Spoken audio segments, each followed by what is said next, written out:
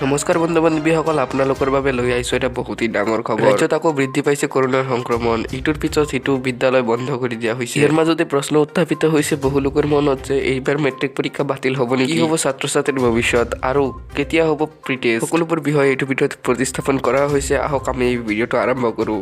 শিক্ষা অনুষ্ঠানসমূহ পাঠদান আৰম্ভ কৰাৰ পাছতে এনেদৰে ক'ভিডৰ সংক্ৰমণ বৃদ্ধি পোৱাক লৈ এতিয়া উদ্বিগ্ন হৈ পৰিছে সকলো।